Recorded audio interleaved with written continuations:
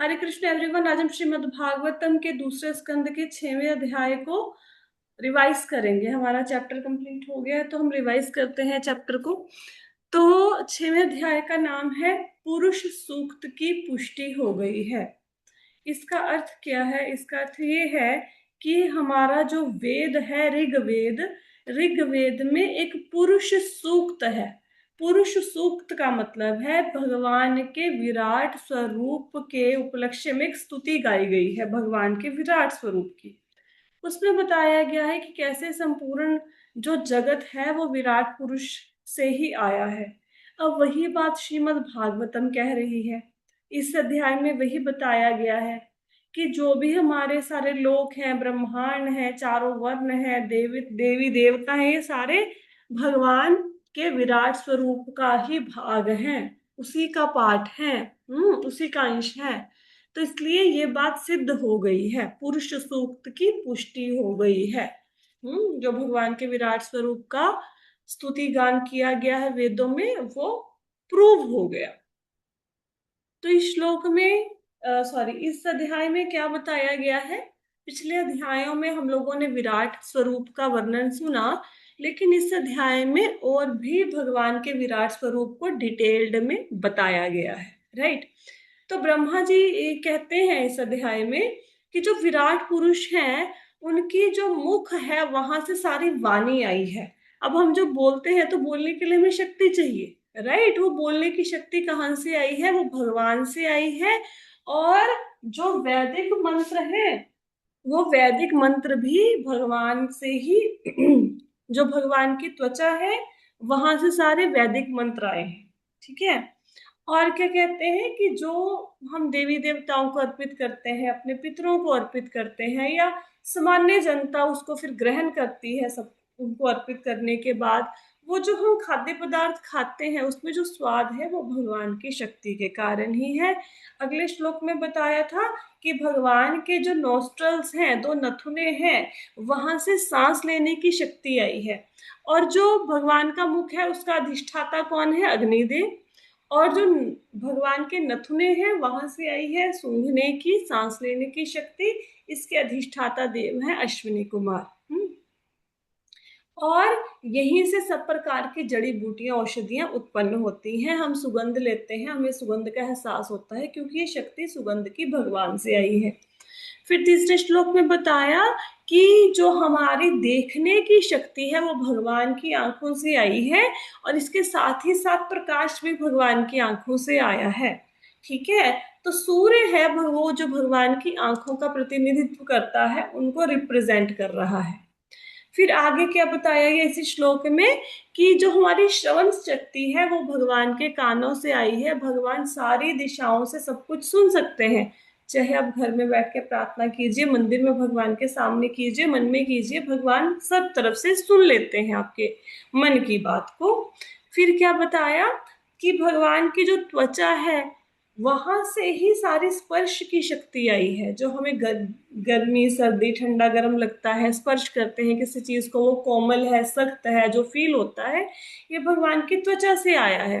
फिर पांचवें श्लोक में बताया कि भगवान के जो शरीर के बाल हैं वो वृक्षों के स्रोत हैं। और वृक्ष जरूरी होते हैं सेक्रीफाइस के लिए, यज्ञ के लिए, क्योंकि यज्ञ के लिए लकड़ी कहाँ से मिलती है? वृक्ष से। सामग्री कहाँ से मिलती है? वृक्ष से। फल फूल कहाँ से मिलते हैं? सब वृक्षों से मिलते हैं।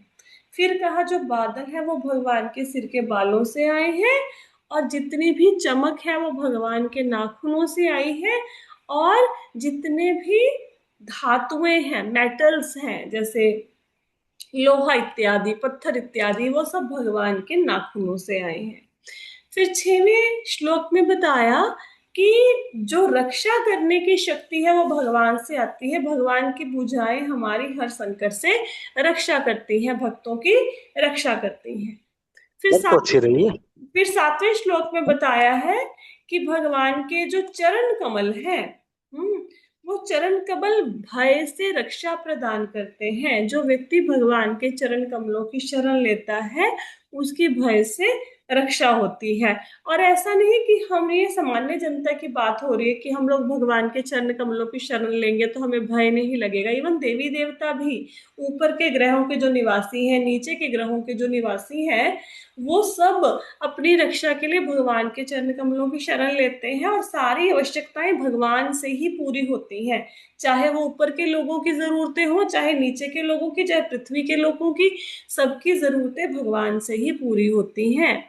फिर है कि ये जो वर्षा है, जल है, तो ये सब कहाँ से आता है? भगवान के जननांगों से हम संतान की उत्पत्ति करते हैं। ये शक्ति कहाँ से आती है? ये भगवान के जननांगों से आ रही है। हम्म। अब इसके बाद क्या बताया कि भगवान का जो मल त्याग का स्थान है वो मृत्यु का निवास स्थान है। मृत्यु के देवता यमराज, उनका निवास स्थान है। और जितना दुर्भाग्य, ईर्ष्या, मृत्यु इत्यादि है, ये सब भगवान के मल द्वार में निवास करता है। और भगवान की पीठ किस चीज को रिप्रेजेंट करती है? निराशा को, अज्ञानता को, अनैतिकता को। हम इतने दुखी क्यों रहते हैं? क्योंकि हम भगवान की तरफ पीठ करके खड़े हैं। ठीक है, तो हम भगवान की तरफ मुख करेंगे, भगवान को याद रखेंगे, फिर हम दुखी नहीं होंगे। तो भगवान की पीठ निराशा, ज्ञानता, अनैतिकता को रिप्रेजेंट करती है। भगवान की नसें क्या है? ये नदियां हैं। जितनी भी छोटी बड़ी नदियां हैं, ये भगवान के विराट पुरुष की नसें हैं। और बड़े बड़े पहाड़ क्या है? ये भगवान की हड्डियां हैं। ठीक है। और क्या कहा है कि अब उनका गर्भ भौतिक रूप से नष्ट हुए जीवों का विश्राम स्थल है। कहने का मतलब है कि जब हमारी प्रलय आ जाएगा, सब लोगों की मृत्यु हो जाएगी, तो सब लोग भगवान के उदर में समा जाएंगे। तो जैसे माता का गर्भ बालक की रक्षा करता है, तो भगवान का उदर सबके लिए आश्रय स्थान है। फिर क्या बताया कि जो भगवान की चेतना है, ठीक है, भगवान की चेतना से ही ब्रह्मा जी, चारों कुमार, नारद मुनि, ये सब आए हैं। ये भगवान की चेतना से ही आए हैं।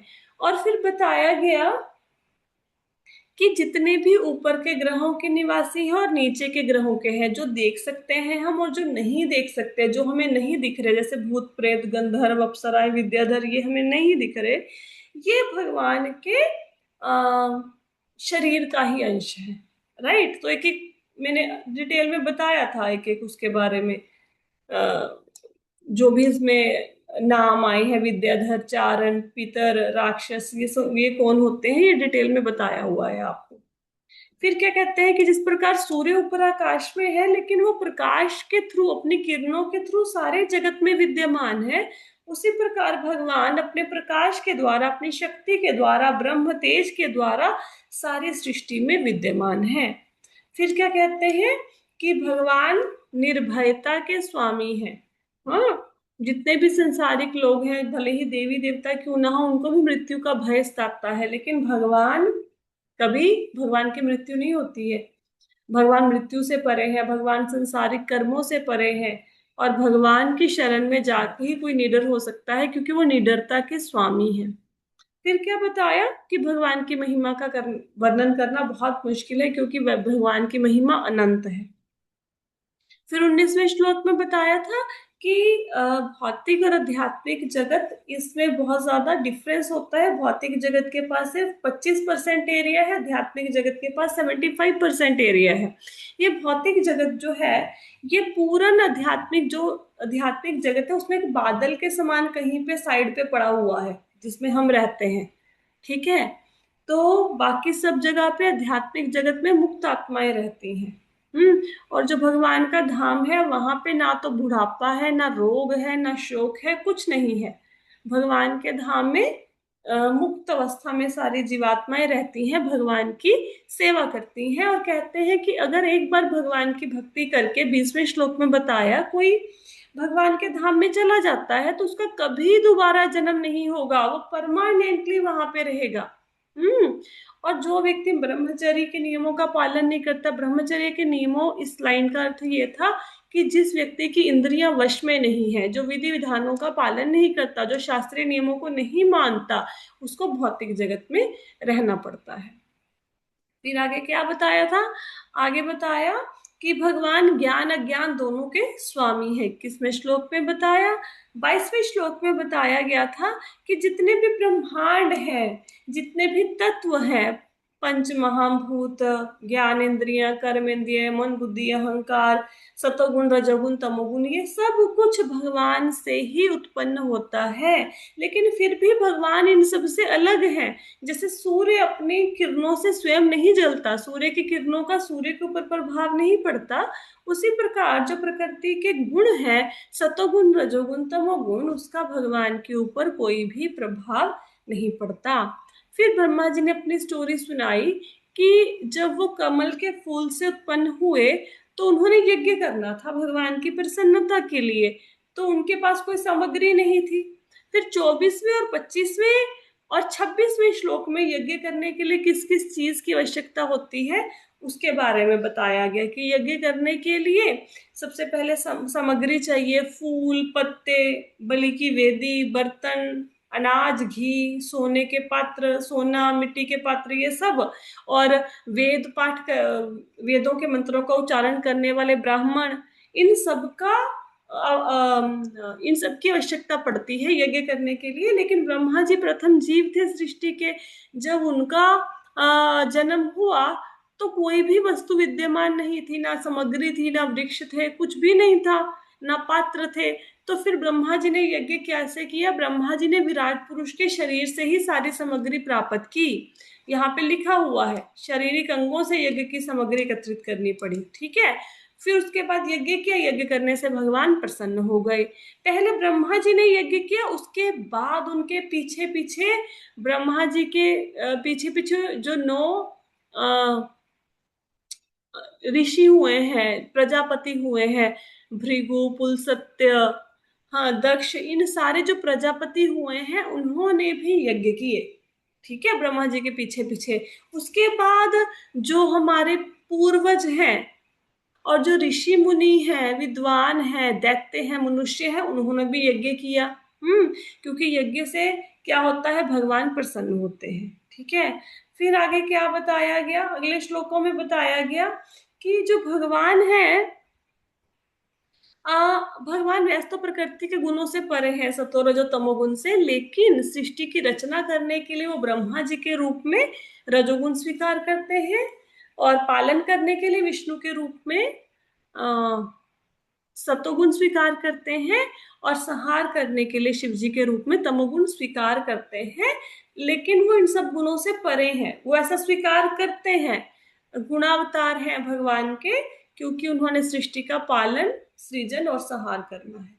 फिर ब्रह्मा जी ने बोला कि नारद मुनि से कि जो जो आपने प्रश्न पूछे थे, मेरे सारे आपके प्रश्नों का उत्तर दे दिया। नारद मुनि के प्रश्न क्या थे कि संपूर्ण जगत की उत्पत्ति कैसे हुई, इसका आधार कैसे क्या है, इसकी रचना किसने की, क्या आपने की ब्रह्मा जी, या कोई किसी और ने आपकी सहायता की, क्या आप सर्वश्रेष्ठ हैं या आपके ऊपर भी कोई है, आप किसके कंट्रोल में हैं, किसकी अधीनता में काम करते हैं? तो कहते हैं कि मैंने आपके सारे प्रश्नों का, ब्रह्मा जी कहते हैं, उत्तर दे दिया है। और कहते हैं ब्रह्मा जी 34वें श्लोक में कहते हैं कि मेरे मुख से कभी असत्यवाणी नहीं निकली, मैं कभी झूठ नहीं बोलता, क्योंकि मैं हमेशा भगवान के चरण कमलों को अपने हृदय में धारण करता हूँ, तो मैंने कभी सत्यवाणी नहीं बोली। तो जो कुछ मैंने बोला तुम उसके ऊपर विश्वास कर सकते हो, ठीक है। फिर क्या कहते हैं कि हालांकि मुझे वेदों का ज्ञान है, मैंने तपस्याएं की, मुझे चारों वेद आते हैं, लेकिन फिर भी जिसने मुझे जन्म दिया भगवान ने, मैं उनको नहीं समझ पा रहा हूँ, ठीक है। तो क्या कहते हैं कि जब मैं समझ नहीं पा रहा हूँ फिर मैं करूं क्या? मैं सिर्फ उनके चरणों में शरणागत हो जाता हूँ, ठीक है।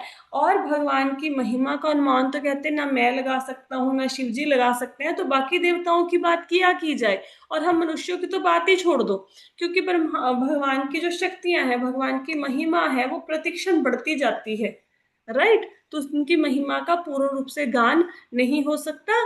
फिर क्या कहते हैं 38वें श्लोक में कि हमें उन भगवान को प्रणाम करना चाहिए और उनका गुणगान करना चाहिए, राइट। पूरी तरह से तो गुणगान कोई भी नहीं कर पाएगा, लेकिन जितना भी हमारी वाणी में समर्थ हो, भगवान की महिमा का गान करना चाहिए।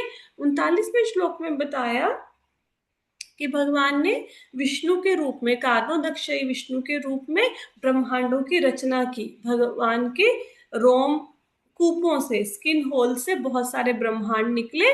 फिर भगवान गर्भोदक्षय विष्णु के रूप में उसमें समा गए और उसका पालन पोषण किया। फिर प्रलय आई, सब कुछ समेट लिया। जैसे कोई जादू का खेल दिखाता है, वो खेल दिखाता है, उसके बाद सब कुछ समेट लेता है अपने सामान को।